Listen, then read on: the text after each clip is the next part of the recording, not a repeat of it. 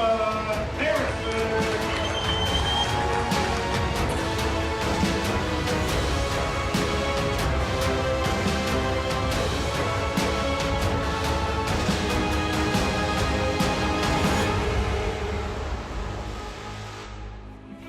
Hey yo, it's DJ Khaled. Hey, this is Kim Kardashian. This is Mike Tyson. I'm Chuck the Iceman Liddell. This is Martin Cove. This is Sugar Ray Leonard, and you're watching Before the Fame. Before the Fame. Before the Fame. Before the Fame. Before the Fame with Mike Sherman. Mike Sherman. Don't ever stop.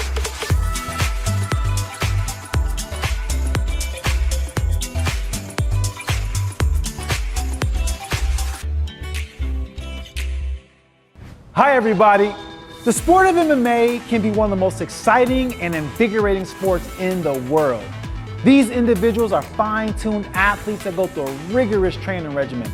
The work and time these fighters put into their craft is unprecedented. And for what? To be called champion. I'm Sugar Rashad Evans, former UFC champion, UFC Hall of Famer, and I know a little something about what it takes to be the best, but more importantly, how hard it is to get there. Welcome to Before the Fame. Mum Jeanette, the Metro Judo Club when she was just 6, always wanted to be an Olympian.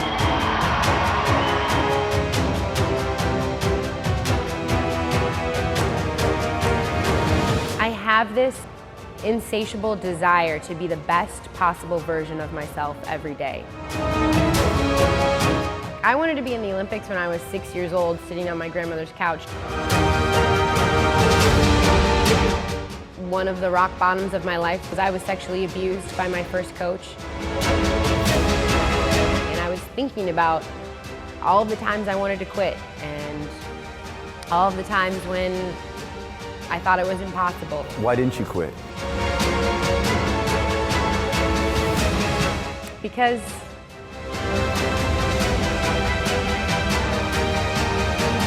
it's just not in me. I wouldn't even know what that looks like.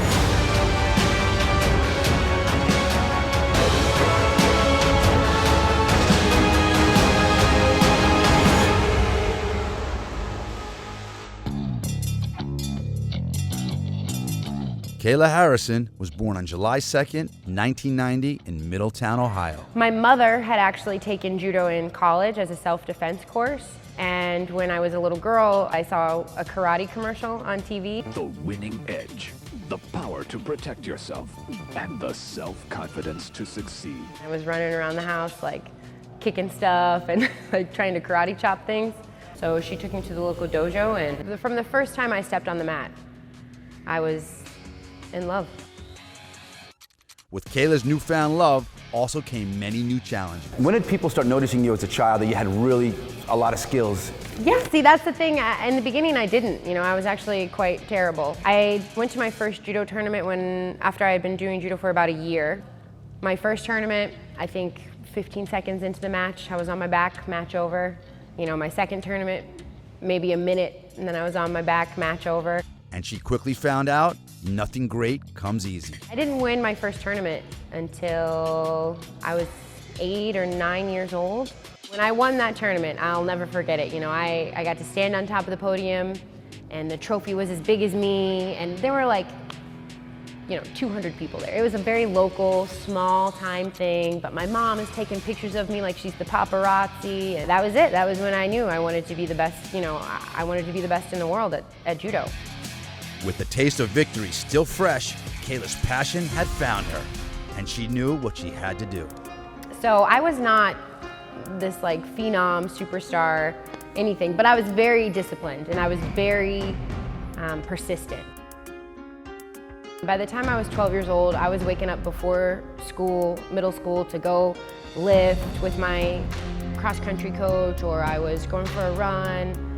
After school, I was wrestling with the wrestling team and then going from wrestling practice to judo practice. I was, in a whole different world. I lived in this like Olympic themed room and just trained and ate and slept and did my homework, and that was pretty much it. Did you want to be in the Olympics when you were a teenager? Did you say, this is my goal? Oh yeah, I wanted to be in the Olympics when I was 6 years old, sitting on my grandmother's couch, and I watched the '96 Olympics. Walking up toward her blocks, her inspiring.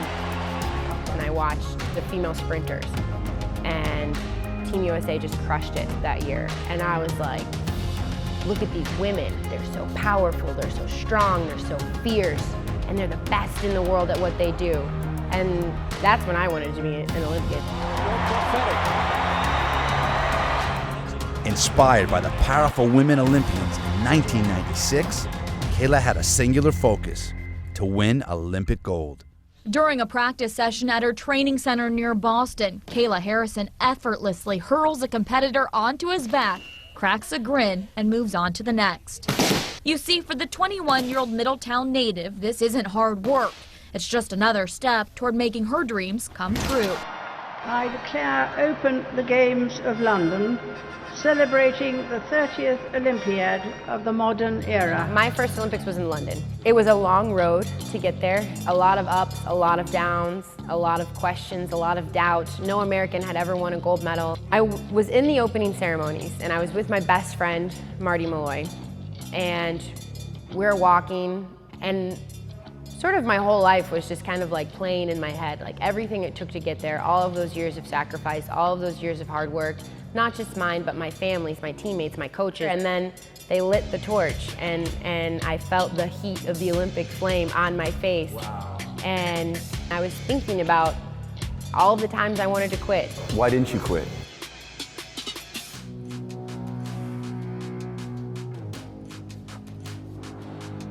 Because it's just not in me. I wouldn't even know what that looks like.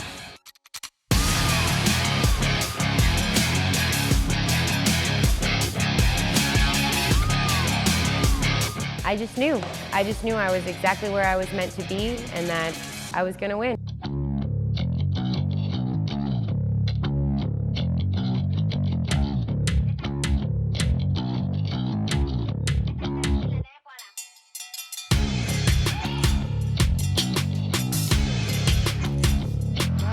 Going to go to the USA for the first time in the history of their women's judo team.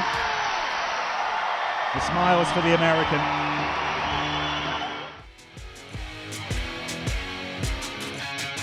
To go and represent the greatest country in the world and win a gold medal and be the first person to ever do it, it was like my life was a dream. You know, my life was a dream, and my dreams came true. After Kayla Harrison wins Olympic gold in London, she is swept into a whirlwind of media and public attention. But after 4 years, the feeling of victory fades as she moves in to compete at the next Olympics in Rio de Janeiro, Brazil. I had, you know, a lot of injuries, and I was older, and I had a target on my back, and I was kind of burnt out, to be honest. But the second one was for me. The second one was like, no, I'm gonna prove to myself that I can do anything I set my mind to. And Harrison is into her second Olympic final, and that is amazing. Every single match clip on to win the Olympic gold medal, her second consecutive Olympic gold medal. She really is the top of the pile. She really is a great champion, and she's a great person too. I went through a bit of a post-Olympic depression. After that was a blank page. And so I was depressed, and I watched MMA. Of course, you know, I was a fan, and I decided to give it a shot. I decided to go to a gym and start striking and just start to feel better again, you know? With her dream of being an Olympic gold champion fulfilled, Kayla sets her sights on a new goal: mixed martial arts. I really, really loved it. From the first punch I threw, I was like, oh, this is new, this is hard, this is like, I suck at this, like I want to get good at this. Which brings us here to American Top Team. Okay, they brought you down here. It's one of the premier MMA facilities in the country. Yep. What do you love about it? I actually, when I first started MMA, I went to a couple different gyms and tried them out. I just knew this was it. You know, Amanda was training here at the time. Mike Brown had just won Coach of the Year for like the 4th year. Yep. I saw the facilities. I met the athletes. I met all of the coaches and staff, and I was like, if you want to be the best, you got to train with the best. With American Top Team in her corner and a ferocious drive in her eyes, Kayla took the MMA world by storm. Kayla Harrison. There is Kayla Harrison, the two-time Olympic gold medalist in judo, making the transition to MMA. Kayla Harrison has seen it all in the world of judo, and now she's set to climb a new mountain. So now this beautiful world of mixed martial arts comes knocking on your door. Yeah. Which has grown over the last 20 years like a fire. Yes. So you started fighting in this organization, was the PFL. Yep. Okay, which is this new round robin type of tournament where it's giving everybody an opportunity to make $1 million. Yep. Okay, and they came calling and you got involved. What was the experience with the PFL? I mean, you've had other options with UFC, with Bellator, but you picked this PFL, and what was so special about them? Well, really, the PFL from the start, you know, we've kind of grown together.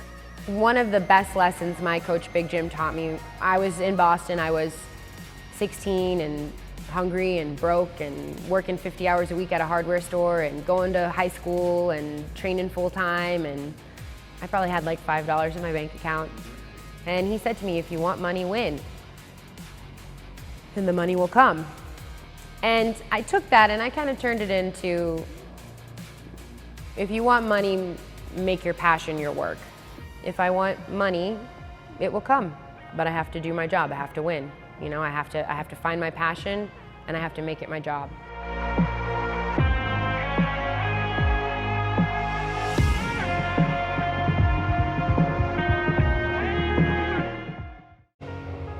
My mom was alone after just having had a major medical emergency with a 1-year-old and a 7-year-old.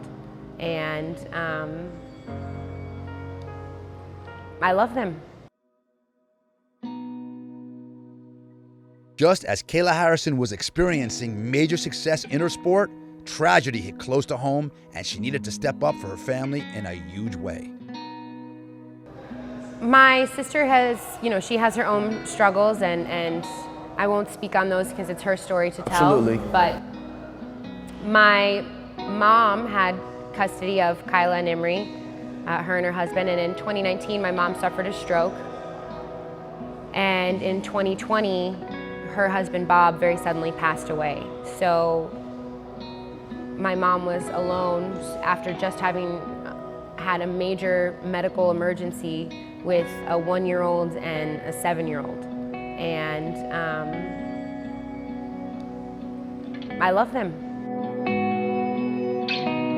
Kayla is my niece and Imri is my nephew, but they're my kids. I adopted them. Our family has had its fair share of heartbreak and tragedy.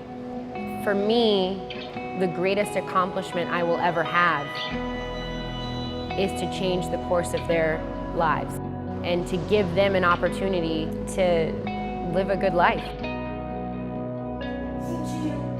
3, oh, you got me! To take in, you know, family members, to make them your own is a huge step, and it's amazing. It brings up to a point with Big Jim, your trainer. I was sitting next to him at a fight. I was asking about Kayla. I said, what makes her so different? He goes, she's got like the heart of a lion. I have this unquenchable, insatiable desire to be the best possible version of myself every day. I wake up every day and I think about how I can be 1% better in every area. If I can have a platform and if I can use it to change the world in a way that the world has never been changed, and be the mother that these children need me to be, that they didn't have. That's the desire. I have a heart of a lion, but it's in everything. It's not just in fighting, it's in life. Coming up on Before the Fame, UFC Hall of Fame fighter Rashad Evans gives his thoughts on Kayla Harrison's career. She's very well-rounded in her judo skill set, but what she's been able to add to the MMA side is really starting to set her at another level when it comes to competing against the female. Welcome back. You're watching Before the Fame, and I'm your host, Mike Sherman.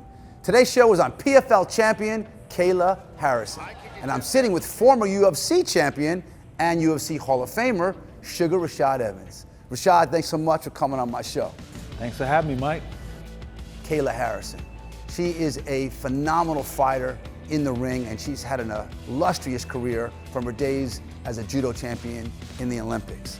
How long have you known Kayla, and what do you think about her as an MMA fighter? I've known Kayla for about 3 to 4 years now, and as a fighter, you know, she's just, you know, one of those fighters who is getting better every single time she steps out there. You know, she's very well-rounded in her judo skill set, but what she's been able to add to the MMA side is really starting to set her at another level when it comes to competing against the females she's going against. MMA has been such a huge sport over the last 15, 20 years. I mean, it's grown like crazy. You've got all different leagues now. You know, Khabib has a league now, Eagle FC. You got Bellator. You know, now you have PFL, which is like a round robin kind of league, which these guys get $1 million. Where do you see the PFL, and what makes them so unique and a little bit different from the rest? Well, I love the way the PFL has a tournament style fighting, and then you win the grand prize every single year. So, you know, they have the regular fights, but then they all funnel into this tournament that they have. And it's fun to watch each and every single round of these tournaments because some of the people that you think are going to win, they don't necessarily always win. People truly come to fight for the money. So you're seeing fighters fight above their skill level when the purse is involved as far as like fighting for $1 million. So I love the way the PFL has that, and that's what really sets them apart from every organization because you can guarantee by every single season there's going to be at least $1 million fighter crown. Which is amazing. It's amazing. Which is extraordinary. I mean, the UFC never had that. No, it's life-changing. For a lot of these fighters also that fought in the UFC, now they get their chance in the PFL and they win $1 million and they were, you know, maybe not on track to win something like that in the UFC, and now they get an opportunity in PFL and they seize that opportunity and they win the tournament, they become millionaires, completely changes who they are as a fighter and changes their lives. And Kayla won it 2 years in a row. And she might win it a third year. So it's a lucrative business for her. Round number 2 here of a possible 5 Women's Lightweight World Championship. $1 million on the line. There it is, and there's the tap. Kayla Harrison. 1 minute remaining in round number 2, remains undefeated and secures back-to-back PFL championships. What do you think her main ingredient is that she's such a successful person in and outside of the ring? Well, she really pours into those children. You know, she gives those children whatever she didn't have in life and whatever she wanted. You know, she was someone who grew up in a judo life, and sports was everything for her. So she knows the discipline, what kids need, but more importantly, the love that kids need. And she pours into them all the love. But it gives her a great balance as a person, as a fighter, as a mom. It helps her balance out herself a lot. And, you know, she thrives because she's in a position of being a mother. When Kayla was just 8 years old, she began to experience abuse and held a dark secret that she felt she couldn't tell anyone. One of the rock bottoms of my life was I was sexually abused by my first coach. Tell me about that.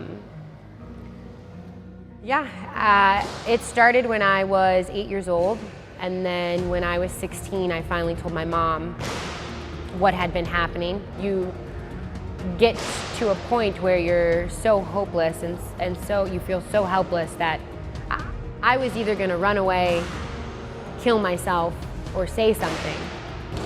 And, you know, I thank God every day that I said something. After I told my mom what had happened, she pressed charges, the FBI got involved, he served 10 years in a federal prison. I moved to Boston. There's a lot of in between all of that, but basically I win a gold medal, you know, life is great. But before I won my first gold medal, I started sharing my story. I started speaking out publicly. My phone was ringing off the hook with, hey, can you come speak to my daughter's school? We really want these kids to hear more about what you're saying. And so I started a foundation. What is it called? It's called the Fearless Foundation. The Fearless Foundation. Yep, and really there are 2 parts to it. Is there a website? Yep, fearlessfoundation.org. Okay. I wrote a book. Tell me. It's called Fighting Back. So it uses my story with journal entries, and I hope that any survivor listening to this hears me and knows that they can say something, and that there is a light at the end of the tunnel, and there is hope. But again, you have to find a way to find that courage to say something. So to go through all this triumph and adversity from your family and your childhood to be the person you are today, the fighter, you know, the spokesperson, the mom, it's a huge accomplishment. And now let's talk about the top of the mountain. The PFL, you did it again, and you won it again. Yep. Which made you kind of a household name in MMA world. I've been very blessed in that sense. You know, I went from being a 16-year-old kid with $200 being dropped off in Boston to train with an Olympic dream, and I turned that $200 into 2 Olympic gold medals and 2 PFL world titles and $2 million, and so I'm very blessed. My life has multiplied abundantly. I want to thank you so much for coming on my show and enlightening us with your story, you know, your triumphs, your victories, your adversity. It's been a pure pleasure. Oh, thank you. Thank you so much. No, thank you so much for the platform, and thanks for, you know, spreading some cheer and shedding some light on all the stuff I'm trying to do. I really appreciate it. Kayla Harrison's legacy is still being written, but she has already proven herself as an outstanding person, mother, and competitor. Kayla has all of the qualities to go down in history as the greatest female mixed martial artist ever. Only time will tell. Wow, what an inspirational story. I want to wish Kayla much success in her upcoming PFL fight. And I want to thank my co-host, Sugar Rashad Evans, for hosting the show with me. Well, guys, that's our show for this week. I really hope you enjoyed it. But tune in for next week's show, where once again, we go down memory lane of some of the biggest names in sports, music, and entertainment, all before the fame. And follow us on Instagram, Facebook, and Twitter. I'm Mike Sherman. Thanks for watching.